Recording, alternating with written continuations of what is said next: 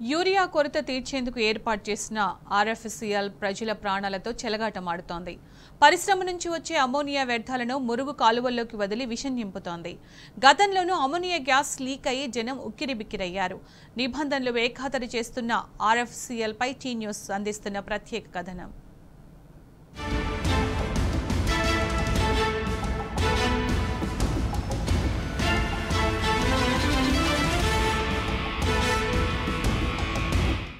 రాష్ట్రంతో పాటు దేశానికి యూరియా కొరత తీర్చేందుకు 2020లో రామగుండంలో ఆర్ఎఫ్సిఎల్ ఏర్పాటు చేశారు.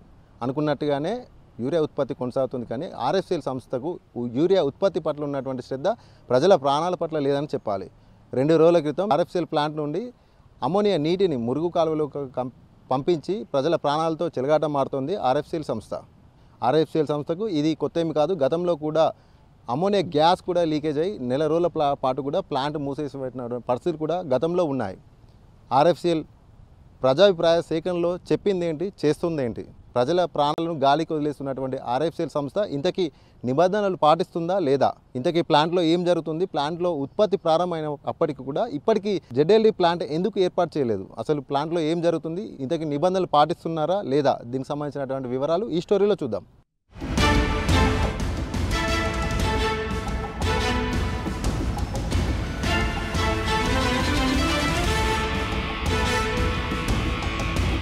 నిర్లక్ష్యానికి కేర్ ఆఫ్ అడ్రస్ గా మారుతోంది రామగుండం ఆర్ఎఫ్సిఎల్. రామగుండంలో మూసివేసిన ఎఫ్సిఐ స్థానంలో 2020లో ఆర్ఎఫ్సిఎల్ ను ఏర్పాటు చేశారు. కేంద్ర రాష్ట్ర ప్రభుత్వాల వాటాలుగా 6,110 కోట్లతో ప్లాంట్ నిర్మించారు. అనుకున్నట్టుగానే యూరియా ఉత్పత్తి కొనసాగుతోంది. నికర లాభాలు గడుస్తూ లాభాల్లో నడుస్తుంది ఆర్ఎఫ్సిఎల్.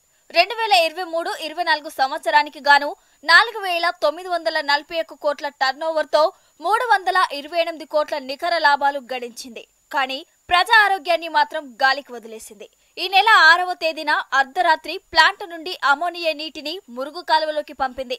ప్లాంట్కు సమీపంలోని 12, 13, 35 డివిజన్లలోని ముఖ్యంగా విఠల్ నగర్, తిలక్ నగర్, రమేష్ నగర్, గౌతమి నగర్ ఈ ప్రాంతాల్లో ప్రవహించే ప్రధాన నాలాల్లో అమోనియా వ్యర్థాలను కలపడంతో ఒక్కసారిగా భరించలేని దుర్వాసన వెలువడి ప్రజలు ఇబ్బందులు పడ్డారు. అర్ధరాత్రి భరించలేని వాసనతో జనం ఉక్కిరిబిక్కిరయ్యారు.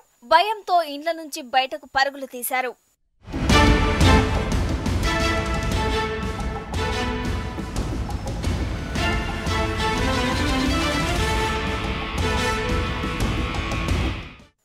ప్రజా ప్రతినిధులు, స్వచ్ఛంద సంస్థల నాయకులు, స్థానిక ఎమ్మెల్యే, కమిషనర్, కలెక్టర్ కు ఫిర్యాదు చేశారు.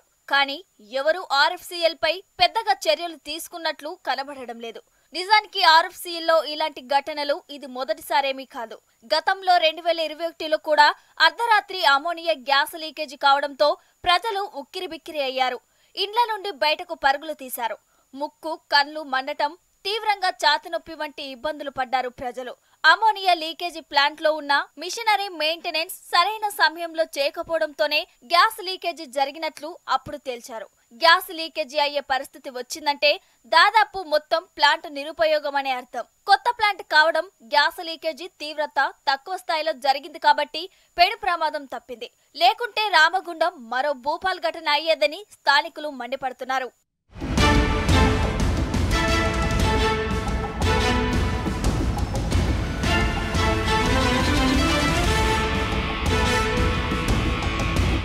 నిజానికి ఆర్ఎఫ్సిఎల్ ఏర్పాటుకు ముందు రామగుండంలో పొల్యూషన్ కంట్రోల్ బోర్డు ఆధ్వర్యంలో ప్రజాభిప్రాయ సేకరణ జరిగింది. అప్పుడు ప్రజాభిప్రాయ సేకరణలో వ్యర్థాలు అసలే రావు, గ్యాస్ లీకేజీ వంటివి జరగవు, గ్రీనరీకి ప్రాధాన్యం ఇస్తాం, అసలు చుక్క నీరు ప్లాంట్ నుండి బయటకు రాదని తెగ ఊదరగొట్టింది ఆర్ఎఫ్సిఎల్. అంతేకాదు, ఉత్పత్తి ప్రారంభం కాకముందే జీరో లిక్విడ్ డిశ్చార్జ్ ప్లాంట్ ఏర్పాటు చేస్తామని చెప్పింది. కానీ ఉత్పత్తి ప్రారంభమై 3 ఏళ్లు గడుస్తున్నప్పటి వరకు జెడ్ఎల్డీ ప్లాంట్ ఏర్పాటు చేయలేదు. గతంలో గ్యాస్ లీకేజీ అయినప్పుడు కూడా పొల్యూషన్ కంట్రోల్ బోర్డు అనుమతితో నెలల వ్యవధిలో జెడ్ఎల్డీ ప్లాంట్ ఏర్పాటు చేస్తామని హామీ ఇచ్చి అప్పుడు మాత్రం ప్లాంట్ రీస్టార్ట్ చేసింది. కానీ ఇప్పటికీ జెడ్ఎల్డీ ప్లాంట్ లేకపోవడం వల్ల తరచూ ఇలాంటి ఘటనలు జరుగుతున్నాయని కార్మిక నేతలు ఆరోపిస్తున్నారు. మళ్ళీ ఇప్పుడు నిన్న 1 గంట నుంచి శురువైంది వాసన. తట్టుకోలేకపోతున్నాం. మొత్తం దమ్మత్తుంది, అట్టటాకులు వస్తున్నాయి. మరి ఈ ఫ్యాక్టరీ బంద్ చేస్తారా, ఈ వాసన బంద్ చేస్తారా? ఇవి కావాలి మాకు గంటే. లేకుంటే మా విట్టలారు మొత్తం కొనుక్కోమను, మాకెక్కడన్నా జాగా చూపిస్తే మేము పోయి ఆడుంటాం. వాళ్ళు ఇష్టం ఏమైనా వేసుకొని, ఇక వాళ్ళ ఫ్యాక్టరీ ఏమైనా వేసుకొని, వాళ్ళు ఏమైనా వేసుకొని ఇల్లు మాకెక్కడన్నా జాగా చూపించి మాకు 4 రేకులు ఎత్తుంది. వాళ్ళు మాకు బిల్డింగులు లేవద్దు. అదొకటి న్యాయం చేయదు. వాడవిన ఎంత మొస్తస్తుంది, దమ్మత్తుంది, శాతం అయితే లేదు. మాట్లాడదామంటే కూడా మరి మా ఆదానం ఎవరు చూడాలి? మరి వీళ్ళు గెలిచినా నేను చెప్తాడు. ఇదంతా ఎందుకు మాకు చచ్చిపోతే అవతల వాడతారు. అప్పుడు తీసుకొచ్చి ఆ వ్యాన్ తెచ్చి అంతే ఉన్నది. ఇన్న కాలువ వాసన వచ్చింది. 1-2 నెలలకోసారి ఇట్లా వాసన వస్తుంది. మరి మేము ఉండుడా, మమ్మల్ని ఏం చేస్తారు? మాకు ప్రభుత్వం మరి అందరు కలిసి మమ్మల్ని ఏం చేస్తారో మరి మీరు అందరు కలిసి మాకు మాట్లాడిపోవాలి. ఏదో ఒకటి న్యాయం కావాలి మాకు. బయటికి వెళ్తే వాసన భరించలే ఇచ్చేది. ఎక్కడి వాసన? ఈ ఫ్యాక్టరీలు ఎక్కడ గవే ఉన్నాయి. ఫ్యాక్టరీలు దుమ్ము వస్తుంది. ఇటో ప్రకాశం దుమ్ము, ఇటో ఇది రామగుండం ఎరువుల కర్మాగారం నుంచి అమ్మోనియా మరియు కెమికల్స్ అన్ని కూడా డైరెక్ట్గా ఈ కాలువలలో వదిలేయడం వల్ల ఇక్కడ ఉన్నటువంటి స్థానికంగా ఉన్నటువంటి 3 డివిజన్ల పరిధిలో ఈ Vithal Nagar fine line area మొత్తం కూడా ఎక్కడ చూసినా కూడా ఈ కెమికల్ వాసనతోటి అసలు అర్థం కాని పరిస్థితుల పట అసలు ప్రజలకు ఏమైతా ఉన్నదో అర్థం కాకుండా భయభ్రాంతులకు గురై ప్రతి ఒక్కరు కళ్ళల్లో మంటలు, కళ్ళు తిరగడం, చర్మం మొత్తం మంటలతోటి భయానికి గురై అసలు ఆందోళనకు గురై కొంతమంది కింద కూడా పడిపోవడం జరిగింది. దీనికి అంతటి కూడా RFCL యాజమాన్యం యొక్క మొండి వైఖరి ప్రధాన కారణంగా తెలుస్తూ ఉంది. ఎందుకంటే ఇక్కడ విఠల్ నగర్ ప్రాంతం సంబంధించినటువంటి ప్రజలు సచ్చినా పర్లేదు కానీ మేము ఉత్పత్తి లక్ష్యంగా వాళ్ళు ముందుకు పోతా ఉన్నారు. దీన్ని తీవ్రంగా మేము ఖండిస్తూ ఉన్నాం. తప్పకుండా ఇక్కడ ఉన్నటువంటి పొల్యూషన్ కంట్రోల్ బోర్డు అధికారులు కూడా తీవ్రమైనటువంటి నిర్లక్ష్య ధోరణి వాళ్ళు కనబడతా ఉన్నది. RFCL నీళ్లు వస్తున్నాయి, నీళ్ళలో ఎంత శాతం కెమికల్ ఉంటుంది, ఏం జరుగుతుందో కూడా ఇప్పటిదాకా వాళ్ళు చెక్ చేసినటువంటి దాఖలాలు ఎక్కడ కనిపించలేదు.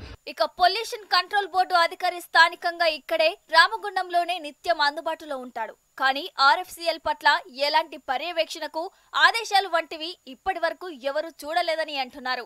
382 కోట్ల నికర లాభం గడుస్తున్న RFCL ZLD ప్లాంట్ కు అయ్యే 170 కోట్లు ఖర్చు చేయడానికి వెనుకడుగు వేస్తోంది. పైగా ఒక్కసారి ఖర్చు పెడితే ఎప్పటికీ ఉంటుంది.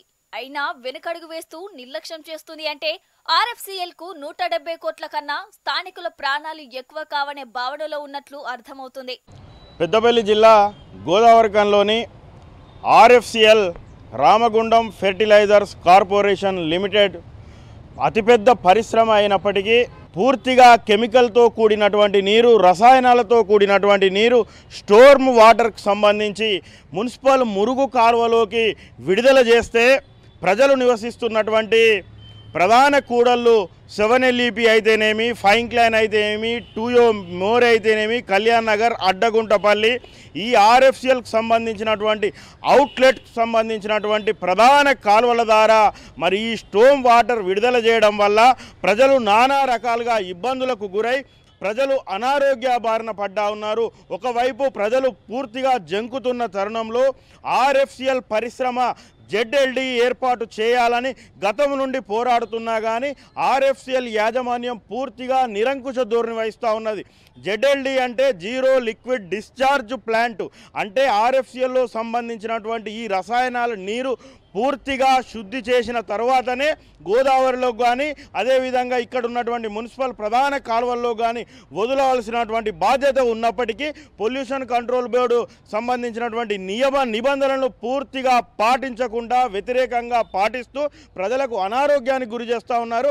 మనం ఉదాహరణకు చూస్తే RFCL ప్రారంభమైనప్పటి నుంచి గోదావరి బ్రిడ్జ్ పక్కన అతిపెద్ద పైప్ లైన్ వేసి మరి ఆ రసాయనాల నీళ్లు నేరుగా గోదావరిలో కలవడం వల్ల అనేక సందర్భంగా మరి గోదావరి కన్లో ప్రజలకు నానా రకాలుగా ఆరోగ్యాలు పాడైపోయిన సందర్భాలు కూడా చూస్తూ ఉన్నాం. Zero liquid discharge water plant ఏర్పాటు చేసి శుద్ధి చేసిన తర్వాతనే వాటర్ రావాలి. ఫర్టిలైజర్ ప్లాంట్ విషతుల్యం అయిపోయింది, కంటామినేషన్ జోన్ అయింది.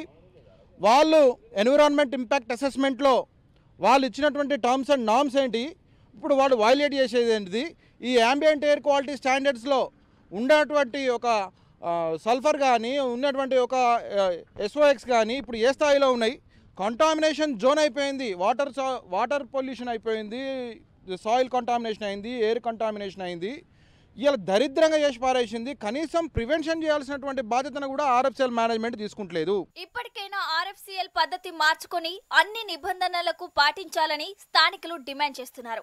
ఆర్ఎఫ్సిఎల్ నిర్లక్ష్యం వీడకపోతే పెద్ద ఎత్తున పోరాటం చేస్తామని కార్మిక నేతలు స్థానికులు హెచ్చరిస్తున్నారు. ఇది ఆర్ఎఫ్సిఎల్ సంబంధించినటువంటి తాజా పరిస్థితి. ప్రజా అభిప్రాయ సేకరణలో ఆర్ఎఫ్సిఎల్ చెప్పిందోటి చేస్తుంది మరొకటి అంటూ కూడా స్థానికులు అయితే ఆగ్రహం వ్యక్తం చేస్తున్నారు. మొత్తానికి నిబంధనలు ఉల్లంఘిస్తూనే ఉత్పత్తి అయితే ప్రారంభిస్తున్నారు. ఆర్ఎఫ్సిఎల్కి ఉత్పత్తి పైన ఉన్నటువంటి శ్రద్ధ ప్రజల ప్రాణాల పట్ల లేదంటూ కూడా స్థానిక ప్రజాప్రతినిధులు అలాగే కార్మిక లోకమంతా కూడా కూడెక్కుతుంది. ఇప్పటికైనా కూడా వెంటనే ఆర్ఎఫ్సిఎల్ తన పద్ధతిని మార్చుకోవాలి, వెంటనే జెడ్ఎల్టీ ప్లాంట్ ఏర్పాటు చేయాలి, అలాగే నిబంధనలకు లోబడే ఉత్పత్తి చేయాలంటూ కూడా స్థానిక ప్రజానికం అయితే ఆర్ఎఫ్సిఎల్ పైన పెద్ద ఎత్తున ఆగ్రహం వ్యక్తం చేస్తున్నటువంటి పరిస్థితి. ఇది ఇక్కడ ఉన్నటువంటి పరిస్థితి. Video journalist Santosh, Ramesh, T news, RFCL plant నుండి.